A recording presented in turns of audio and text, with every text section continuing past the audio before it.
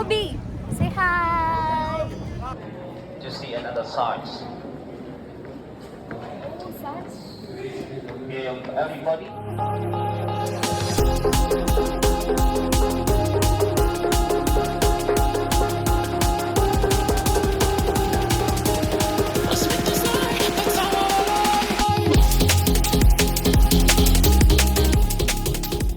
Hello everyone, welcome to Vietnam vlog episode 3.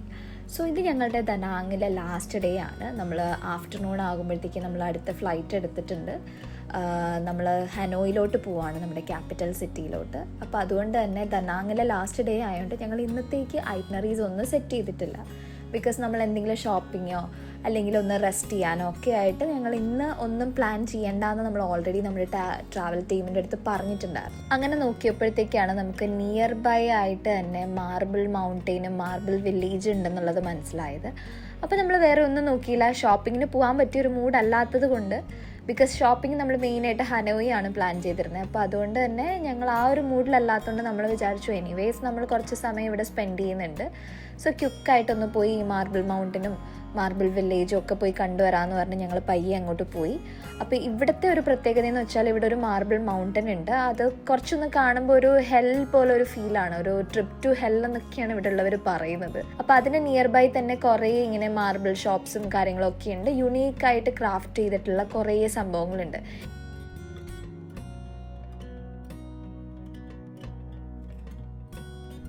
അപ്പോൾ ഇതാണ് marble cave എന്ന് വെച്ചാൽ ആംഫു കേവ് എന്നാണ് ഇവരിവിടെ പറയുന്നത്.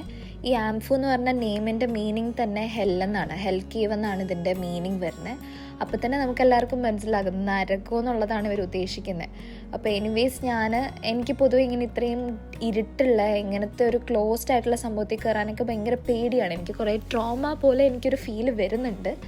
അപ്പോൾ എനിവേസ് ഇവിടെ വന്നു. അപ്പോൾ ഇത് മിസ് ചെയ്യണ്ടെന്ന് വിചാരിച്ചിട്ട് മാത്രം സാജനും ബൂബിയും കൂടെ ഉള്ളതുകൊണ്ടും ഞാൻ ധൈര്യത്തോടെ അകത്തോട്ട് കയറുവാണ്.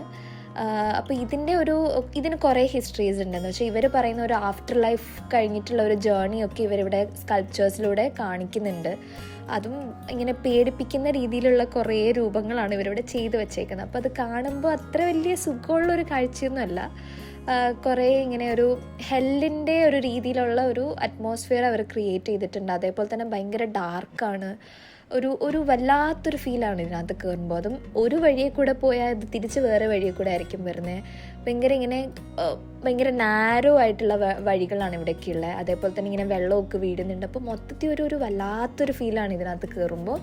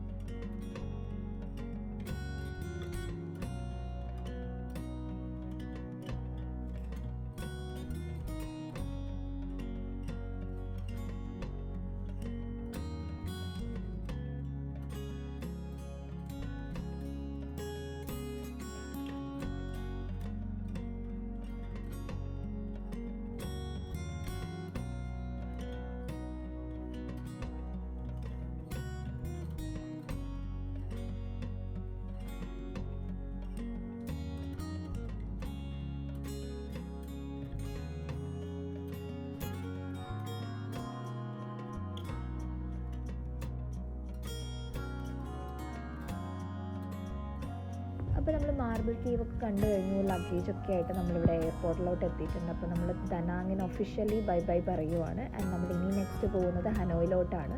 നമ്മൾ വിയറ്റ്ജെറ്റാണ് എടുത്തേക്കുന്നത്. അപ്പോൾ ഇനി ഹനോയിലോട്ട് എത്തിയിട്ട് വരാം. ഞാൻ വിയറ്റ്ജെറ്റിൻ്റെ കാര്യം എടുത്തു പറഞ്ഞത്. വിയറ്റ്ജെറ്റിനെ പറ്റി ആരും നല്ല അഭിപ്രായം പറഞ്ഞ് ഞാൻ കേട്ടിട്ടില്ല. ബിക്കോസ് അത് ഓൺ ടൈം വന്നിട്ടുള്ള ചരിത്രം ഭയങ്കര കുറവാണ്. അത് അതേപടി അവർ പാലിച്ചിട്ടുണ്ട്. ഞങ്ങളുടെ ഫ്ലൈറ്റും ഡിലേഡ് ആയിരുന്നു. അതും 1 മണിക്കൂറൊന്നുമല്ല, 2-3 മണിക്കൂർ ഡിലേ ആയി.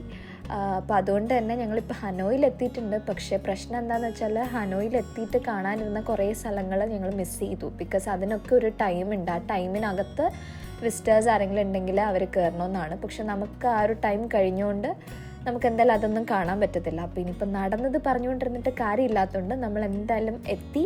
നമ്മൾ ഹോട്ടലിൽ കയറി ചെക്ക് ഇൻ ചെയ്തിട്ട് നമ്മൾ ഇവിടുത്തെ ഫേമസ് ആയിട്ടുള്ള ട്രെയിൻ സ്ട്രീറ്റിലോട്ടാണ് പോകുന്നത്. അപ്പോൾ നമ്മുടെ കൂടെ നമ്മുടെ ഗൈഡ് ഉണ്ട്. ഗൈഡ് ഓൾറെഡി ആളും കുറച്ച് വിഷമിച്ചാണ് ഇരിക്കുന്നത്. ബിക്കോസ് ആൾ ഒരുപാട് പ്രിപ്പയർ ചെയ്ത് വന്നു നമുക്ക് ഇന്ന കാര്യങ്ങൾ കാണിച്ചു തരാനും കൊണ്ടുപോകാനൊക്കെ ആയിട്ട്. പക്ഷെ ആൾ ഇന്നൊരു ദിവസം ഈ ഒരു ഗൈഡായിരിക്കും നമ്മുടെ കൂടെ ഉണ്ടാവുന്നത്. അപ്പോൾ ആളുടെ കൂടെ നമ്മൾ ട്രെയിൻ സ്ട്രീറ്റിലോട്ട് വന്നിട്ടുണ്ട്. ആൻഡ് നമ്മുടെ ഇന്നത്തെ ഗൈഡിൻ്റെ നെയിം വന്നിട്ട് ലാമിൻ ഡേ എന്നാണ്. അതിനെന്തോ ഒരു മീനിങ് ഉണ്ട്, എനിക്ക് മനസ്സിലായിട്ടില്ല. അതുകൊണ്ട് മനസ്സിലായതുപോലെ ഞാനങ്ങ് ഇരുന്നു. പിന്നെ ആൾ വന്നിട്ടൊരു കുഞ്ഞു പയ്യനാട്ടോ, ഒരു 22-23 വയസ്സ് മാക്സിമം അത്രയും കണ്ടേ ഉള്ളൂ. പിന്നെ നമ്മുടെ ഇന്ത്യൻസിനെയൊക്കെ ഭയങ്കര കാര്യമാണ്. അപ്പോൾ അതുകൊണ്ട് തന്നെ ഇന്ത്യയുടെ കുറേ കാര്യങ്ങളൊക്കെ നമ്മുടെ അടുത്ത് ചോദിച്ചറിയുന്നുണ്ട്. ആൾക്ക് കാശ്മീർ വരണമെന്ന് ഭയങ്കര ആഗ്രഹമുണ്ട്. അപ്പോൾ നമ്മൾ ഭയങ്കരമായിട്ട് ആ ഒരു റാപ്പോ ബിൽഡ് ചെയ്തു. ആൻഡ് ഫൈനലി നമ്മൾ എക്സ്പെക്ട് ചെയ്ത് നമ്മൾ ട്രെയിൻ വരുവാണ്. ഇവിടെ എല്ലാവരും അതിങ്ങനെ എൻജോയ് ചെയ്ത് കാണുമ്പോഴും ഞാനിവിടെ ഭയങ്കര I was like literally shivering ആണ്. ഞാൻ ഇത്രയും അടുത്തൂടെ ട്രെയിൻ പോവാണ്. ഒന്ന് ചരിഞ്ഞാലും നമ്മുടെ ദേഹത്ത് ട്രെയിൻ തട്ടും, അത്രയും ക്ലോസ് ആയിട്ടാണ് ട്രെയിൻ പോകുന്നത്. ഇതൊരു എക്സ്പീരിയൻസ് തന്നെയാണ് കേട്ടോ. ലൈഫിൽ 1 ടൈം ഇത് എക്സ്പീരിയൻസ് ചെയ്യുക തന്നെ വേണം. അത്രയൊരു വല്ലാത്തൊരു എക്സ്പീരിയൻസാണ്. ഞാൻ എൻജോയ് ചെയ്തെന്ന് വെച്ചാൽ എൻജോയ് ചെയ്തു, പക്ഷേ ഒരു പേടിയോടുകൂടി ഇങ്ങനെ ഇരുന്ന് എൻജോയ് ചെയ്യുന്ന ഒരു ഫീലാട്ടോ. പിന്നെ അത് കഴിഞ്ഞ് നമ്മൾ കുറേ നേരം അവിടെ ഫോട്ടോസും കാര്യങ്ങളൊക്കെ എടുത്തു. യൂഷ്വലി ഇവിടെ വന്നാൽ എല്ലാവരും ഫോട്ടോ എടുക്കുമല്ലോ, അപ്പോൾ ആ ഒരു ഫോട്ടോ ഒക്കെ എടുത്തു. ഇനിയിപ്പോൾ നമുക്ക് പ്രത്യേകിച്ച് വേറെ പ്ലാനൊന്നും ഇന്നത്തെ ദിവസത്തേക്കില്ല. അപ്പോൾ അതുകൊണ്ട് തന്നെ ഡിന്നർ കഴിക്കുക എന്നുള്ളതാണ്. അപ്പോൾ ഞങ്ങൾ കരുതി ലൈക്ക് എനിവേസ് നമ്മുടെ ഗൈഡ് ആൾ ടാറ്റ ബൈ ബൈ പറഞ്ഞു പോകേണ്ട സമയമായിട്ടുണ്ട്. അപ്പോൾ അതുകൊണ്ട് നമ്മൾ വിചാരിച്ചു നമ്മൾ കുറച്ച് നേരം സ്ട്രീറ്റിലൂടെ, like Hanoi street night life ഭയങ്കര ലൈവാണെന്നുള്ളത് നമ്മൾ കേട്ടിട്ടുണ്ട്. അപ്പം ഞങ്ങൾ കരുതി എനിവേസ് ഇന്നത്തെ ദിവസം കുറച്ചൊന്ന് ചളം കുളം ആയതുകൊണ്ട് അതൊന്ന് മാറാനായിട്ട് നൈറ്റ് ലൈഫ് എൻജോയ് ചെയ്യാമെന്ന് പറഞ്ഞിട്ട് നമ്മൾ പയ്യെ ഇറങ്ങി ഇവിടെ കൂടെ അങ്ങ് നടക്കുവാണ്. സ്ട്രീറ്റിലൂടെ നടക്കുകയാണ്. ഓരോരോ കട കാണുമ്പോഴത്തേക്കും ഷോപ്പിലൊക്കെ കയറി ഓരോന്നും കണ്ടിറങ്ങുവാണ്, ഫുഡൊക്കെ നോക്കുവാണ്. പിന്നെ ഡിന്നറൊക്കെ കഴിക്കണം. അപ്പോൾ ഈ ഒരു ഫ്ലോയിൽ അങ്ങ് പോവാം ഇപ്പോൾ.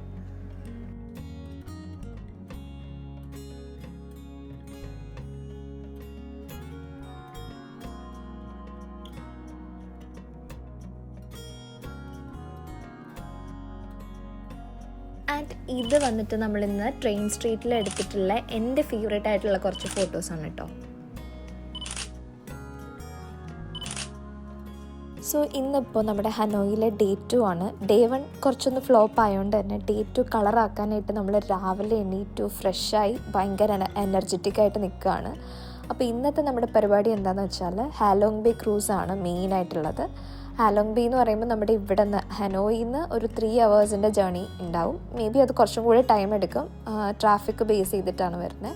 അവർ യൂഷ്വൽ പറയുന്നത് ഒരു 3 hours എടുക്കുന്നതാണ്, മിനിമം 3 hours എടുക്കുന്നതാണ്. അപ്പോൾ നമുക്കിന്ന് അവരൊരു AC ടൂറിസ്റ്റ് ബസ്സാണ് അറേഞ്ച് ചെയ്തേക്കുന്നത്. ഈ പ്രാവശ്യം മലയാളികൾ ആരും ഇല്ല, നമ്മൾ 3 പേരേ ഉള്ളൂ. ദെൻ കുറച്ച് ഫോറിനേഴ്സ് ഉണ്ട്. അപ്പോൾ നമ്മൾ ഒരു 3 hours ജേർണിയിലാണ്. ദെൻ ഇടയ്ക്ക് അവരൊരു സ്ഥലത്ത് നിർത്തും, ലൈക്ക് വാഷ്റൂം അല്ലെങ്കിൽ റെസ്റ്റ് റൂം യൂസ് ചെയ്യാൻ വേണ്ടിയിട്ടായിട്ട്. ഇതാണ് ഞാൻ പറഞ്ഞ ലൈക്ക് അവർ ഇടയ്ക്കൊരു 3 hours ജേർണി ആയതുകൊണ്ട് റെസ്റ്റ് റൂമൊക്കെ പോകാൻ വേണ്ടിയിട്ട് അവരൊരു സ്ഥലത്ത് സ്റ്റോപ്പ് ചെയ്തു. ഇത് സത്യം പറഞ്ഞാൽ ഒരു ബിസിനസ് തന്നെയാണ്. റെസ്റ്റ് റൂം പോകണമെന്നുള്ളവർക്ക് റെസ്റ്റ് റൂം പോവാം, അല്ലാത്തവർക്ക് തൊട്ടടുത്ത് തന്നെ ഇവരൊരു പേൾ ഫാക്ടറിയിലാണ് ഈ റെസ്റ്റ് റൂമിനെന്നും പറഞ്ഞ് അവർ നിർത്തിയേക്കുന്നത്. അപ്പോൾ നമുക്ക് ജസ്റ്റ് ഈ പേൾ ഫാക്ടറിയൊക്കെ ഒന്ന് കയറി ഇറങ്ങി കാണാം, ലൈക്ക് പേൾ എങ്ങനെ എക്സ്ട്രാക്ട് ചെയ്യുന്നത്, അങ്ങനത്തെ കാര്യങ്ങളൊക്കെ. അപ്പോൾ അത് കാണുകയും ചെയ്യാം. ആ ഒരു പ്രോസസ്സ് ഫുള്ളായിട്ട് അവരിവിടെ എക്സ്പ്ലെയിൻ ചെയ്യുന്നുണ്ട്. ആ പ്രോസസ്സൊക്കെ കണ്ടു കഴിഞ്ഞിട്ട് നമുക്ക് ഒറിജിനൽ പേൾ മേടിക്കണമെന്നുണ്ടെങ്കിൽ അതും ഇവരിവിടെ സെല്ല് ചെയ്യുന്നുണ്ട്. അപ്പോൾ ഒരു സത്യം പറഞ്ഞാൽ ഇതൊരു ബിസിനസ്സാണ്. വരുന്ന ടൂറിസ്റ്റിനെ ഇൻഡയറക്റ്റ്ലി അവർ ഇതിലോട്ട് കൊണ്ടുവന്നു. ഇത് കാണുമ്പോൾ പൊതുവെ പെൺകുട്ടികളൊക്കെ ആണെങ്കിൽ മേടിക്കാൻ തോന്നും, എനിക്ക് തോന്നി. പക്ഷെ ഭയങ്കര റേറ്റ് ആയതുകൊണ്ട് എല്ലായ്പ്പോഴത്തെയും പോലെ ഇത് ഞാൻ കണ്ട് കയ്യിലൊക്കെ എടുത്ത് വെച്ച് നോക്കി ആസ്വദിച്ചു. നമ്മളിത് തിരിച്ചു പോവുകയാണ്.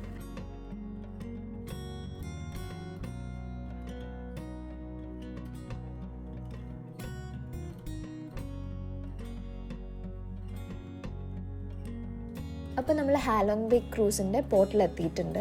ഇവിടെ നിന്നാണ് നമുക്ക് ക്രൂസ് എടുക്കാനുള്ളത്. അപ്പോൾ നമുക്ക് ഓൾറെഡി എല്ലാം അവർ ടിക്കറ്റും കാര്യങ്ങളൊക്കെ എടുത്തിട്ടുണ്ട്.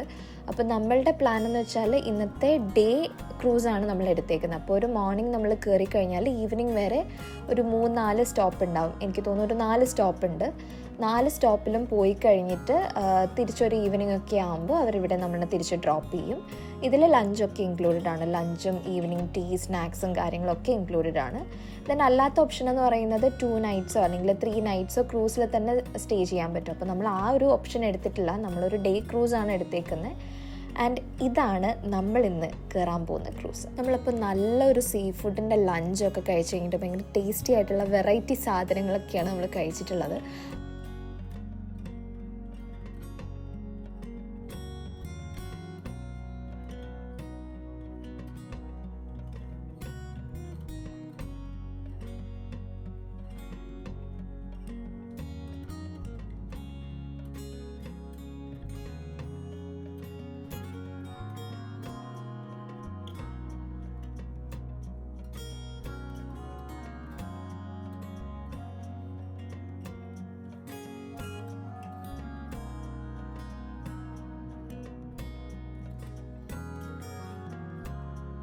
അതെല്ലാം കഴിഞ്ഞ് കഴിഞ്ഞിട്ട് അവർ തേണ്ടി ഇപ്പോൾ നമ്മുടെ അടുത്ത സ്പോട്ടിലോട്ട് ഫസ്റ്റ് സ്പോട്ടിലോട്ട് അവർ ക്രൂസ് ഒന്ന് അടുപ്പിക്കുവാണ്. അപ്പോൾ ഇവിടെ മെയിനായിട്ട് അവർ പ്ലാൻ ചെയ്തേക്കുന്നതെന്ന് വെച്ചാൽ കുറേ ആക്ടിവിറ്റീസാണ്. കുറേ കാര്യങ്ങളുണ്ടാവും. കയാക്കിങ്ങും ബാംബൂ ബോട്ടും അങ്ങനത്തെ കാര്യങ്ങളൊക്കെ എടുക്കാൻ പറ്റും. അപ്പം നമ്മുടെ കയ്യിൽ ഗാഡ്ജറ്റ്സും കാര്യങ്ങളും ഉണ്ട്.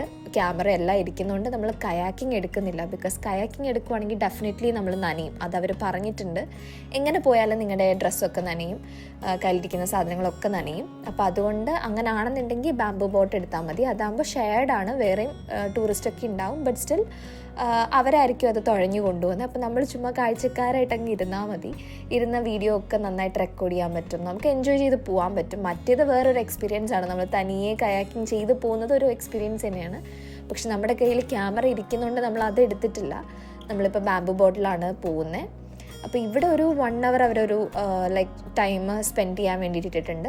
നമുക്ക് ആ ഒരു 1 hourനകത്ത് എന്തൊക്കെ ആക്ടിവിറ്റീസ് ചെയ്യണോ അതൊക്കെ ചെയ്തിട്ട് തിരിച്ച് ക്രൂസിൻ്റെ ഫ്രണ്ടിൽ തന്നെ അവരൊരു മീറ്റിംഗ് പോയിന്റ് പറഞ്ഞിട്ടുണ്ട്. അവിടെ വന്നിട്ട് നമുക്ക് തിരിച്ച് കയറി അടുത്ത സ്ഥലത്തോട്ട് പോകാൻ പറ്റും.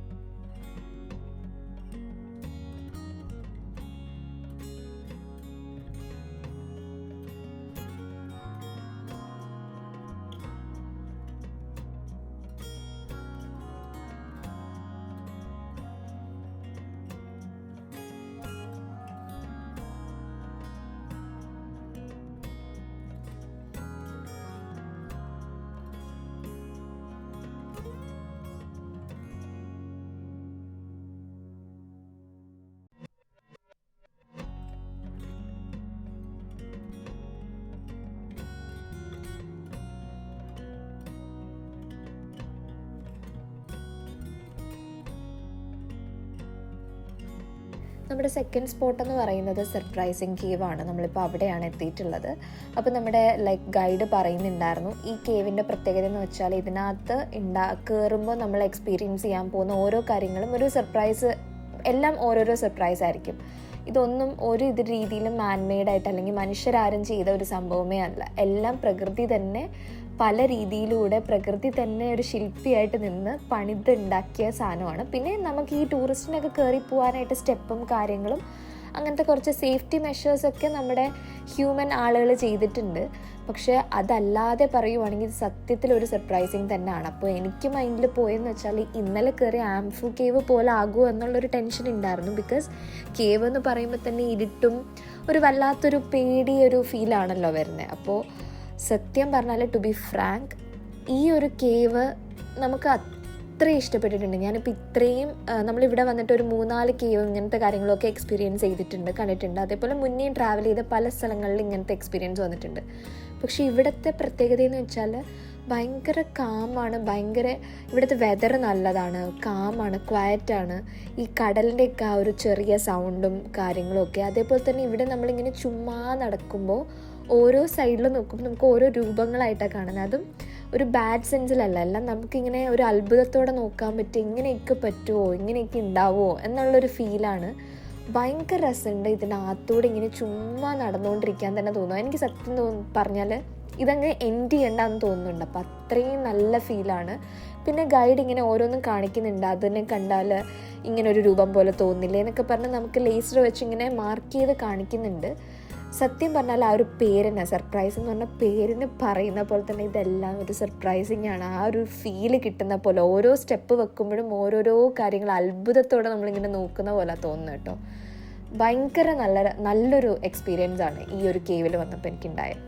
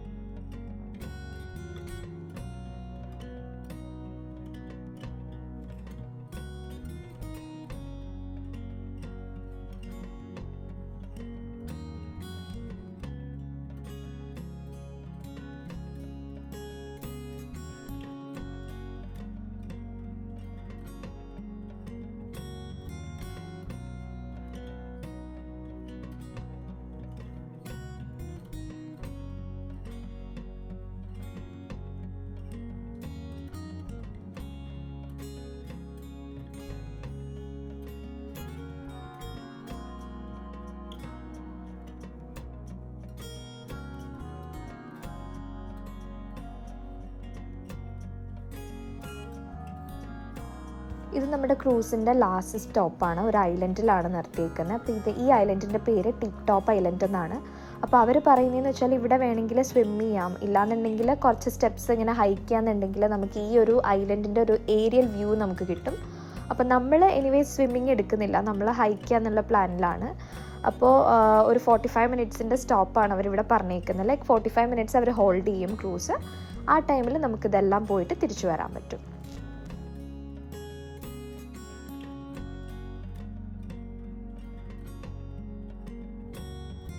സോ നമ്മുടെ 1 ഡേ ക്രൂസ് ജേർണി നമ്മൾ ഓൾമോസ്റ്റ് എൻഡ് ചെയ്യാണ് വിത്ത് നമ്മൾ കുറച്ച് എല്ലാവരും കൂടെ കൂടിയിട്ട് ഒരു വൈനും സ്നാക്സും ഒക്കെ ആയിട്ട്.